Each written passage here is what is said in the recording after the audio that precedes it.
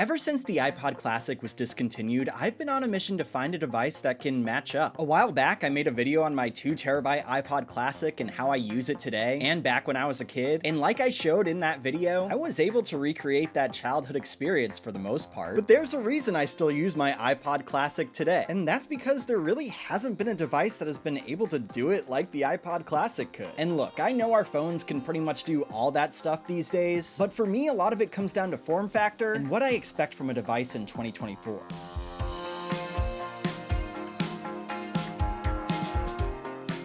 This is the Anbernic RG Cube. And I know it doesn't really look like an iPod, but let me explain why I think this should be considered the ultimate nostalgia device. Well, firstly, let me define what I mean by the ultimate nostalgia device. And the criteria is really simple. We are looking for a device that ignites that inner child inside of us. Cliché to say maybe, but that's what this channel is all about. But mainly, we are looking for a device that is able to play our childhood games, while also being able to showcase our childhood shows. So if you've seen other reviews on the Anbernic RG Cube, this one is going to be very different as we are going to be looking at it on a nostalgia scale, which I've decided will be form factor. We are looking for something a little out of the ordinary because that's what always excites me in devices, as well as something compact like the iPod. Then we'll look at performance, which on the nostalgia scale means mainly looking to see if it can play GameCube games, because as I've said on the channel before, I'm a sucker for GameCube. And then we'll see how it does for other forms of entertainment. Now, I don't really plan on putting a number ranking to any of these, but I just wanted to look at this device and see if it's a worthy contender for the ultimate nostalgia device. But before we dive in, I just wanted to say thank you for watching, and be sure to like, subscribe, and consider becoming a member for bonus videos and our archive of gameplays and live streams. So without any further delay, let's take a look at the RG Cube. This is a handheld made by Anbernic and is one of their more powerful yet compact devices. Now, it may not be as compact as the iPod Classic, but I think that's a sacrifice we'll have to make for this one. It runs Android, has a 1:1 ratio, almost 4-inch screen that is 720 by 720 pixels. On either side are your joysticks, D-pad, and ABXY buttons. And the joysticks are fine. They are kind of recessed into the device a little bit, but they still feel similar to using a Switch. Though they do get RGB lighting, which I'm a big fan of. And speaking of fans, sorry, let me just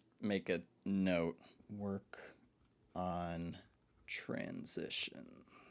There's a fan on the back with a vent on top, and it also has these grips back here too, which makes it feel really nice in the hand. Then up top you have your stacked triggers, which I think is great, USB-C for charging, there's a headphone jack and a micro SD card slot, and on the bottom are your speakers. And overall, I just think it's a really approachable design, but doesn't hold back on power. Which, let's get into the performance of this thing. It's using the same chip as one of my other favorite Anbernic devices, the RG556, though a reason that that wouldn't be considered as an ultimate nostalgia device is just simply the size of it. Like we said, we need something compact. But these devices are said to run up to PS2 and GameCube games rather well. Like I said, there's a reason that the 556 has been my go-to for a while, so we should hopefully end up with similar performance in this one. I also updated the front-end software that organizes all your games, so if you actually end up buying the RG Cube, it'll look more similar to what is seen here on the 556. But the one I've used here is called Reset Collection. Once you load up your ROMs, it organizes all the systems, pulls the box art, game descriptions, and even grabs gameplay where it can. I know there are more popular apps to organize, but this one, I don't know, it just sat right with me. Plus it plays this awesome little background tune.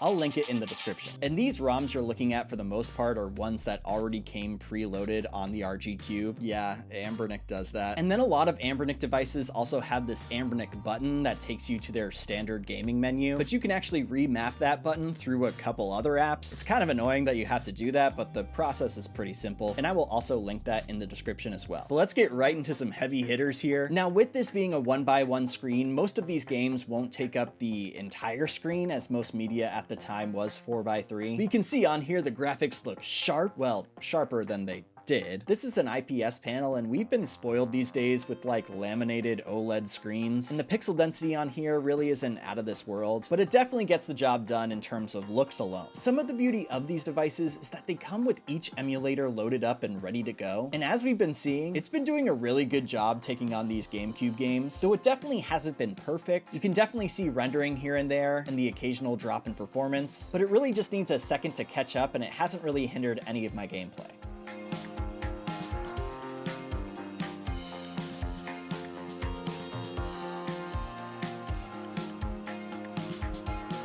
Same goes for PS2 games. I actually found them to run surprisingly better than the GameCube games. Like, I don't consider myself to be an expert on emulation. I just feel like GameCube emulation can be so unreliable at times, and I don't know why that is. But as with any of these, you can keep tweaking each emulator for its absolute best performance.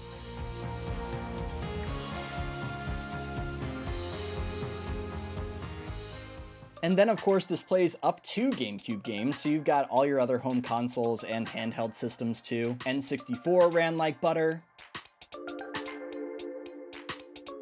Then this thing feels amazing to play when you load up a handheld game. Original Game Boy and Game Boy Color games in particular, because those games actually do fill up that whole screen. And even though I rarely pick up these systems, I also loaded up some Dreamcast, Atari, and they really all play great. We also can't forget DS and 3DS games, which work. You obviously don't get the stylus support that we've seen in devices like the Ultimate DS, but it's a touchscreen, so touch in games does work. And having the device be small like this makes everything pretty reachable, which is definitely a plus in comparison to playing these games on the 556. But I would say if you were to have both DS screens displayed on here, they are still a little small for my liking. And we also can't forget that this runs Android, so it can still play Android games too. So far, unique in design, compact, and it can play GameCube games. So what's missing is content consumption. Now again, if you haven't watched my 2 terabyte iPod Classic breakdown, be sure to go check it out after watching this, because I think you'll have a better understanding of, well, the idea of the ultimate nostalgia device as a whole, and why this section in particular is so important to me. But to summarize just a little bit, I used to gather my favorite movies and TV shows and categorize them into different video playlists. And these video playlists range from Disney-specific shows to Halloween episodes, Cartoon Network, game shows, and a ton more, all to give me my own personalized TV networks. And I'm so ready to emulate that experience on here. But before I show you what I've done on here, I do have a favor to ask you. If you know of an Android app or another front-end software that also incorporates video files, let me know. And I think you'll get what I mean in a second. So I gathered up some of my media library and loaded it on up to the RG Cube. Just note that purchased iTunes videos aren't playable on Android, as they are DRM protected. But from here I can simply watch all the media on the SD card, but if you download VLC, things can get a little bit more customized, and we are able to accomplish those personalized TV networks. If we load up our content into VLC, we are then able to select certain files to be in a playlist, and really from there, the world is our oyster. Now this process is very manual, but you know, this is exactly what I did to set up my iPod back in the day, so good to see not much has changed. But really, once you've created all the playlists you want, just click and watch. And VLC actually has a few more features that are much welcome in the modern day compared to your iPod Classic. For starters, you can actually shuffle your videos. You actually weren't able to do that for video playlists on your iPod. It's also nice to have the option to Chromecast too. Now here's what I was touching on earlier. Now VLC is good. It's fairly reliable, supports a bunch of different formats, but it's just ugly, leading to a less than stellar user experience. Like, I'm sure you saw it loaded the seasons folder in here rather than the parent folder that had the show name, which is kind of annoying. Which is why I'm thinking there must be another front end or service that integrates your media library, you know, very similar to the Reset collection. Like, you update the TV show and the video files, and then it pulls the TV art and the episode description. Hey, I guess kind of like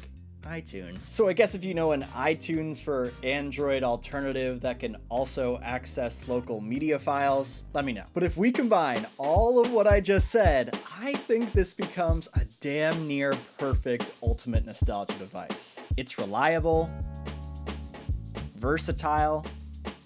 Now, obviously, there are some improvements I think could be made here. For starters, storage. I currently have the 500 gigabyte SD card that this comes with, but I mean, hey, I was able to fill up a 2 terabyte iPod Classic pretty easily, so. But this actually does support SD cards up to 2 terabytes, so that should still get me pretty far. I'd also like to see a device that is this small, but is even more powerful. Like, I feel like general consumer emulation, like the Anbernics and the Retroids of the world, haven't gotten GameCube just right yet. But you know, I have heard good things about the Retroid Pocket 4 Pro, though I don't have one myself. But they are also coming out with a new Retroid Pocket and a Mini that could fall into this category. I don't know. That being said though, I do think we could go a little bit smaller here. Like, this thing is compact, don't get me wrong, but it's also a little bit of a clunker. But you know, if you wait a few weeks, I might just actually have a solution for all those things in a different device. So stay tuned for that. Anyway, I hope you all enjoyed this video and are looking forward to more ultimate ultimate nostalgia devices in the future. And look, I know Anbernic comes out with a ton of these devices, and I actually cover most of them on my shorts, but there are just so many, and they are all so similar to one another that a lot of them wouldn't really make the cut for a full-length video on this channel. Plus, we've got tons of other nostalgic shit to look at. But if you are interested in the Anbernic RG Cube, I have it linked in the description below. And as always, thanks for watching.